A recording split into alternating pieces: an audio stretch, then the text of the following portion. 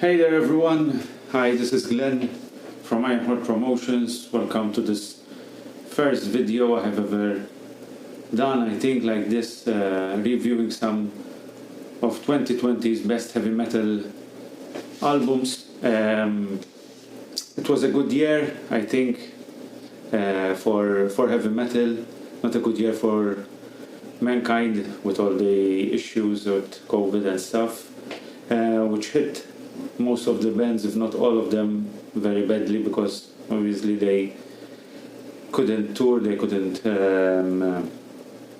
play live. So with all this lack of live activity, I said to myself, I think this year I may be doing this video just because I like speaking, discussing about heavy metal, and obviously due to restrictions this couldn't be done as much as I used to do it during live gigs and speaking with friends and stuff. So here's the first video from myself. Hopefully I will be doing more in the coming weeks and months.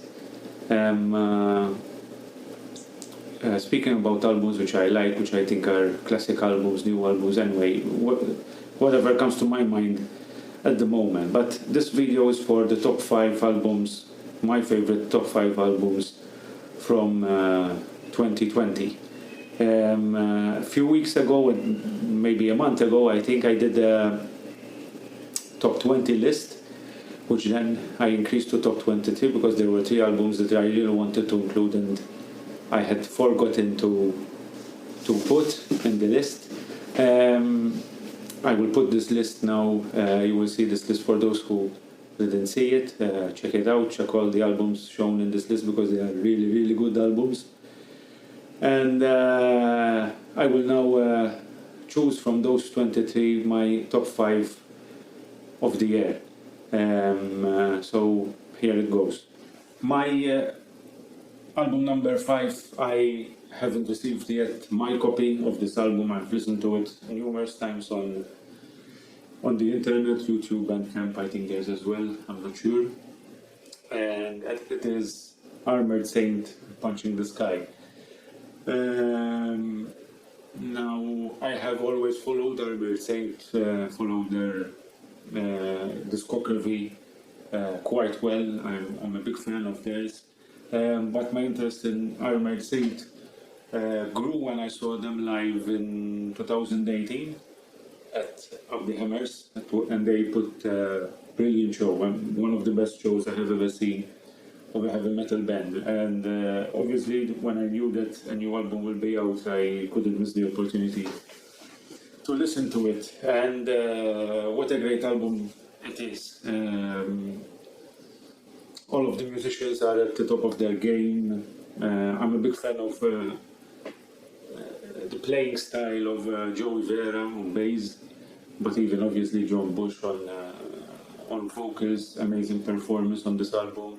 The Sandoval brothers again, and all the musicians in the band, you can hear them, they are really at the top of their game.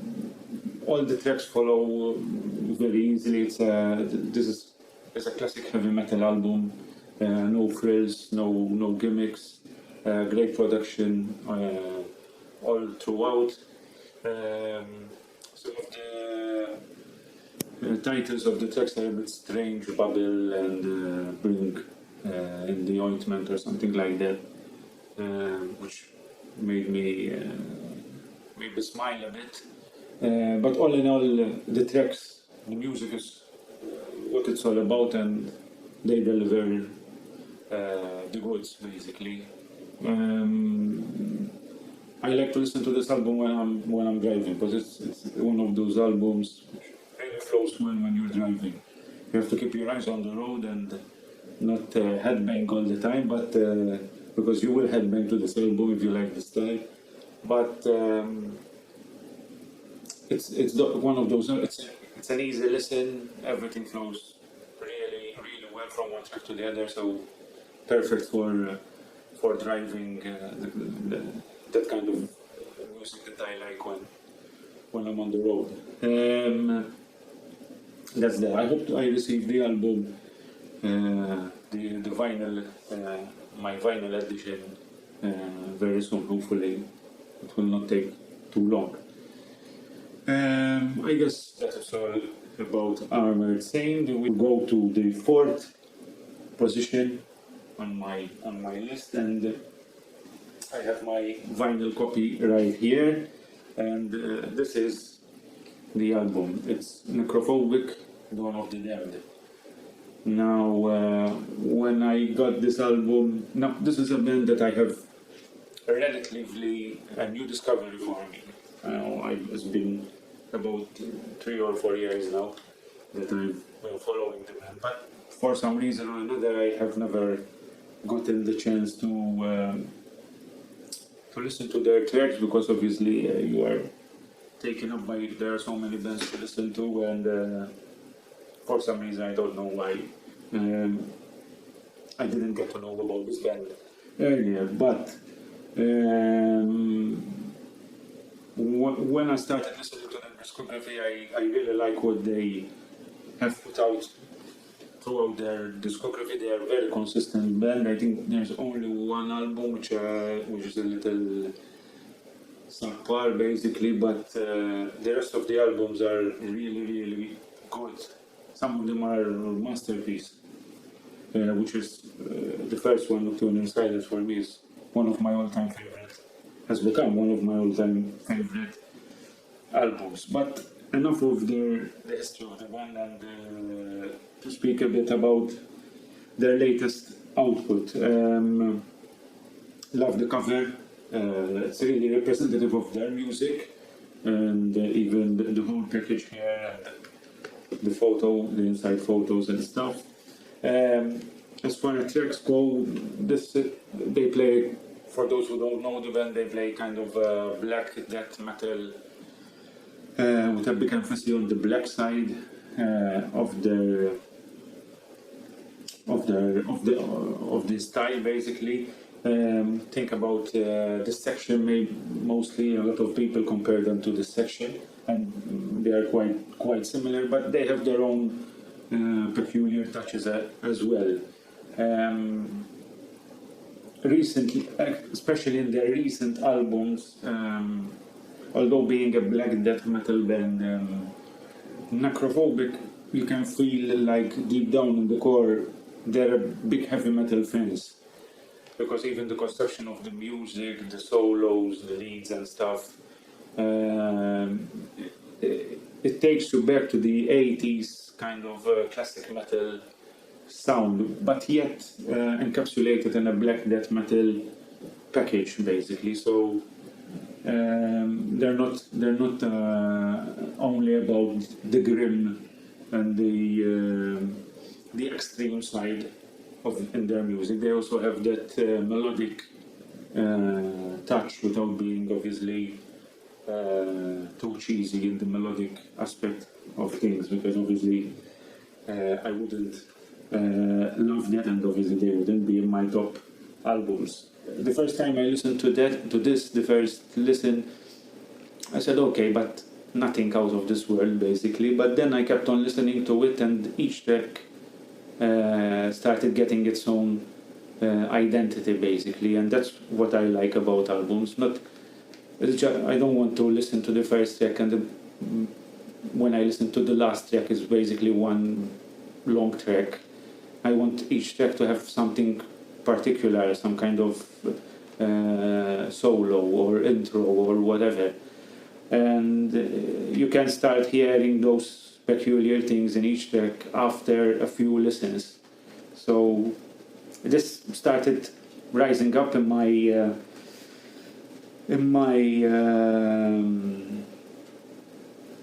approval, basically, and after then, once it clicked, I mean, it's another brilliant album from Necrophobic, 9th full length, I think. I'm not sure, but it's something within those lines. So those fans of black death metal, get this album.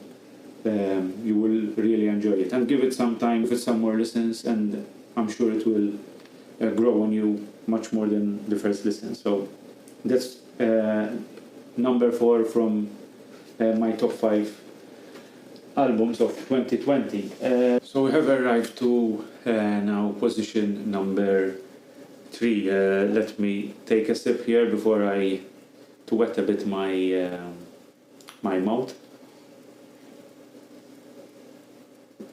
By the way, MDM, anyone who's been into doom metal knows about this festival that we used to organize in Malta for 10 straight years until a couple of years ago. Hopefully we'll see how things go, and maybe we can start the festival again when the times are a bit better than the present, basically. So album number 3, and a masterpiece of an album by Darkwater called Pompeii. Think epic, progressive metal, and obviously Darkwater will come to mind because this is a very unique sounding band. Whenever I want to hear something within this style, Darkwater is the very first band that comes to mind because they are amazing musicians, very underrated band. I can't really find all the nice and good adjectives to say for this band because they deserve much more throughout their career than they really have got up till now. And I hope this album, and apparently from what I'm reading, they have reached new crowds through this album. So the distribution has been quite good with this is an album released by Cruz del Sur, which is one of the best labels, if not the best label of heavy metal currently that there is. And this is like a good book. This album is like a good book. I mean, you start it and you can put the book down because it's a concept album, obviously, about Pompeii and the tragic events on that day. As you can see from the cover artwork, brilliantly captured by the very talented Paolo Gherardi. If you haven't seen his paintings, check Google his name, and obviously we'll see a lot of his paintings, which are magnificent, especially for metal album covers, because they retain that certain tragic and extreme ideas withheld in heavy metal. So there's not really a favorite track that you can choose. I mean, this is an album packed with great solos, great vocals by Gianni Nepi, Longhi on Francesco Longhi on keyboards, which really complements and gives that epic feel to the music. They have included a lot of background choirs in this album, which really add as well to the epic component. In recent years, Darkwater have been more a progressive band rather than epic. Their style, their tempos, you could feel that they are a big progressive metal, progressive rock fans, and I'm sure of that because we have got Darkwater to play in Malta 2 times. I have spoken to them numerous times, and I know that they are a big progressive rock fans. Their earlier outputs were much more epic. The first album, the self-titled, and the Etruscan Prophecy, much more epic. Then the albums that came later were more progressive. But this album, I think they have gotten back to the epic side of things. Or at least they increased the epicness in their music. And the keyboards, the use of choirs, and the style of the solos, of the guitar solos, they are much more epic. And it is a brilliant album. I mean, what can you say more than that, just to capture the essence of this album. So for all fans of Manila Road and Fate's Warning to a certain extent, and even the US power metal movement, I think anyone who's into those kind of bands like Warlord, Omen, this kind of album you will surely appreciate, if not worship to a certain extent, because this kind of level of musicianship should be worshipped.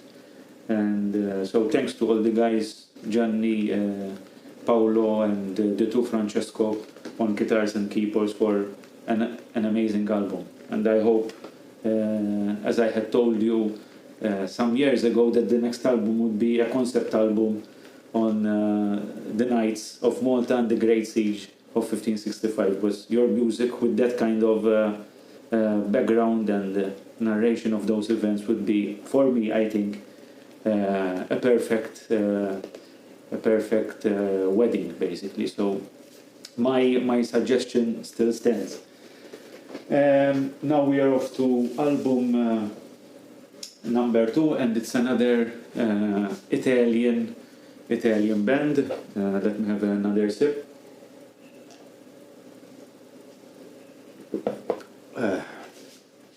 And this is none other than Impero delle Lombre, with their third full-length album called Racconti Macabri Volume 3.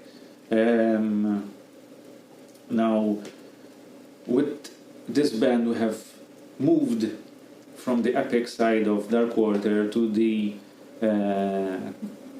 traditional doom metal with the Italian touch. I mean, those who follow Italian doom metal, it is a genre in itself, because the soundscapes created through their music. I mean, it's one thing you listen to Trouble, a traditional doom metal band from the US, and one thing is listening to a traditional doom metal band from Italy like Paul Chain, Epitaph, Black Hole, Zess.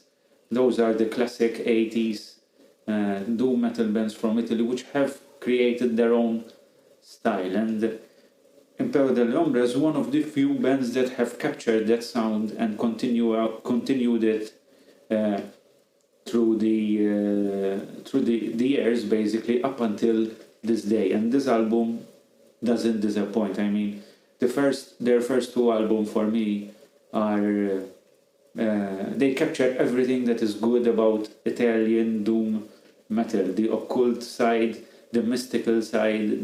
Maybe I can understand it more. I can understand and feel this kind of sound, because Malta is very close to Italy with regards to culture, with regards to religion, and I think this kind of music is heavily affected by all those things, by all those iconography, basically, that you see when you are young and you absorb all the stuff that we see around us. And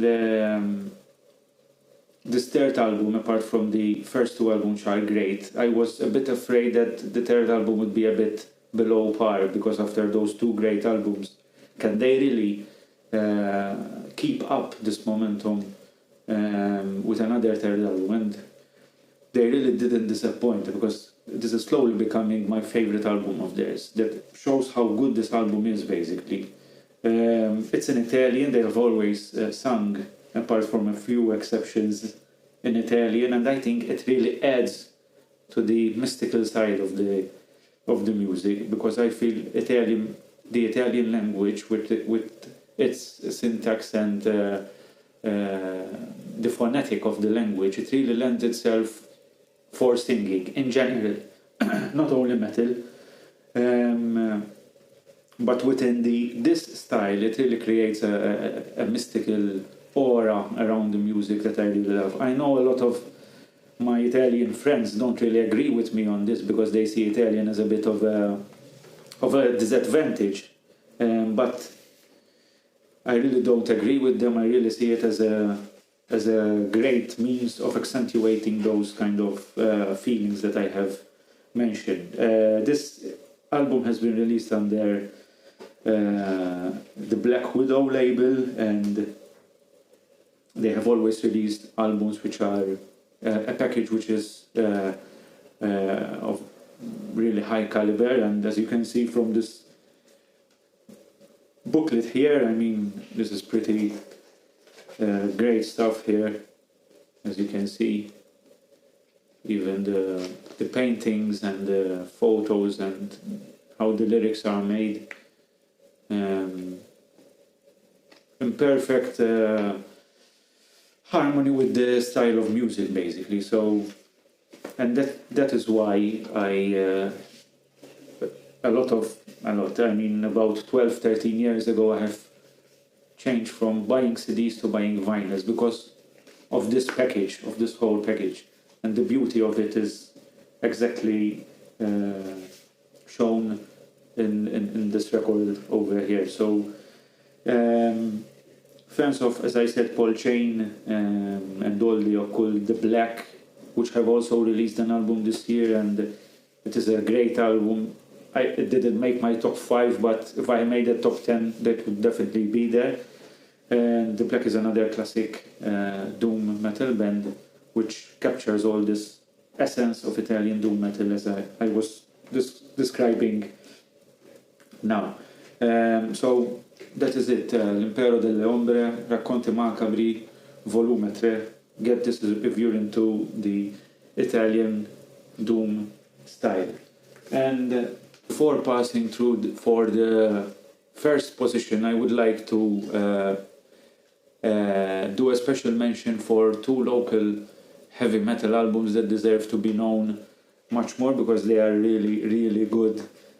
And this is the first album, Killer Witch, self-titled, new band in Malta, traditional heavy metal style. Unfortunately, Malta is not known for having a lot of traditional heavy metal bands. We are really, there's a big scene for death metal, even doom metal, because of Forsaken, obviously, and the extreme side of metal. But sometimes we lack to capture the classic heavy metal style in our bands. I don't know why, basically, because each one of us we have grown up by listening first and foremost classic heavy metal. But this album, I think, really captures the essence of what heavy metal is all about. And as a first album from this band, I think it's a brilliant album, and you should all at least check it out. If not, buy it, and obviously supporting the band is in these difficult times. The second local band which I want to speak about, and I haven't got their copy yet, which I still need to grab because it's reserved. I'm now speaking about Ascendor. The album is Circle of Violence, and this is a local thrash metal band, more precisely from sister island of Gozo. And basically, if you're into Bay Area thrash, and this album you will really, really love. I mean, it's their third album, and they really got it right this time around. I mean, the musicians, the vocals, the compositions of the music, the tempo changes, the solos, everything is right. I mean, it's like a jigsaw puzzle, and all the components have been put in the right place. And I really think they deserve all the support they can get, because they have delivered a great album, which all thrash maniacs should really listen to. And even those who are thrash is not their preferred style, subgenre of heavy metal, I think they will find something to love in this album. So go check them out. Killer Witch and Descender, Circle of Violence. You will find links to their Bandcamp and YouTube videos, whatever. Go Google them out, and something will crop up which you can listen to and assess for yourself. So we're have arrived to the first album, and album number 1 for me, it's this one.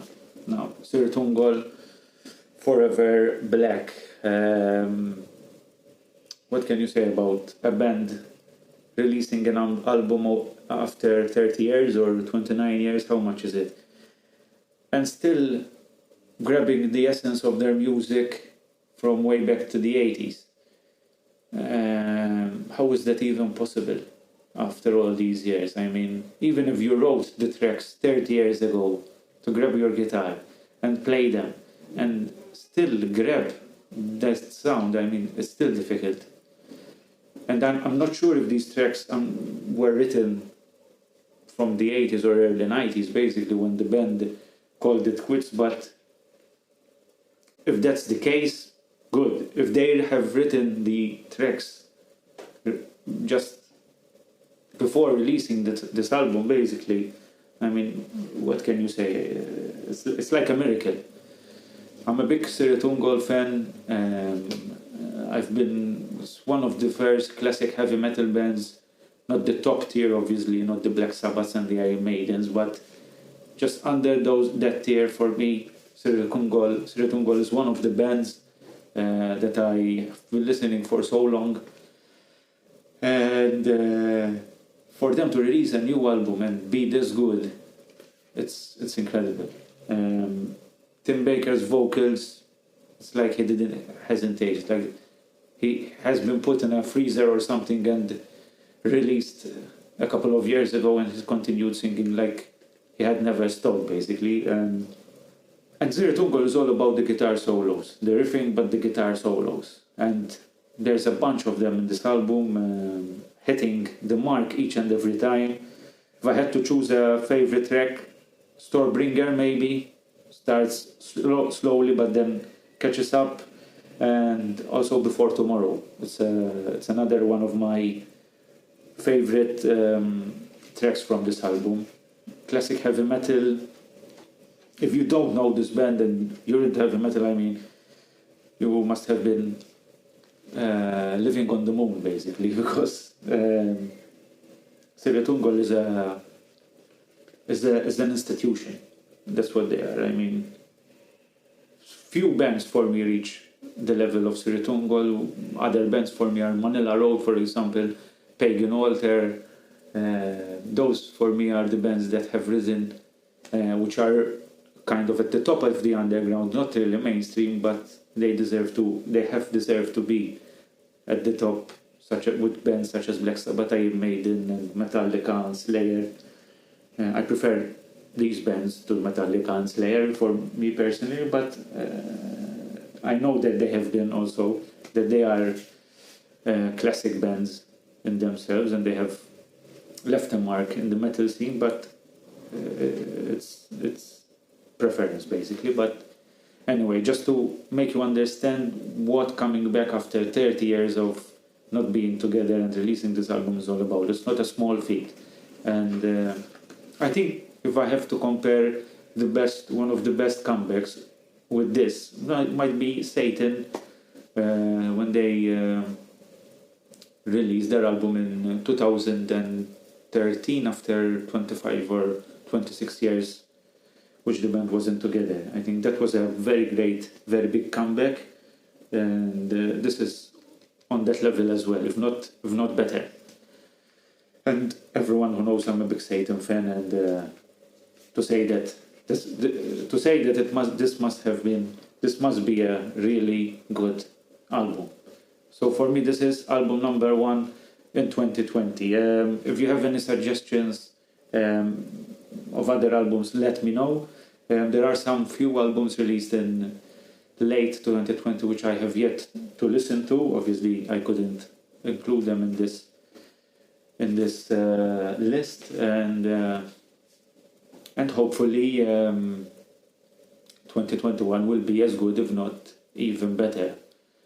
So stay tuned, subscribe to our YouTube channel, follow us on our Facebook page. I hope we can go back to organizing live gigs again, because that's part of my life. That's what I love to do, even though it's a lot of work. But it really fulfills me with satisfaction when I see the people attending gigs and really enjoying themselves and enjoying the bands and discovering the bands even if they don't know them beforehand. So cheers to everyone. Have a great 2021 and see you in the next video. Cheers.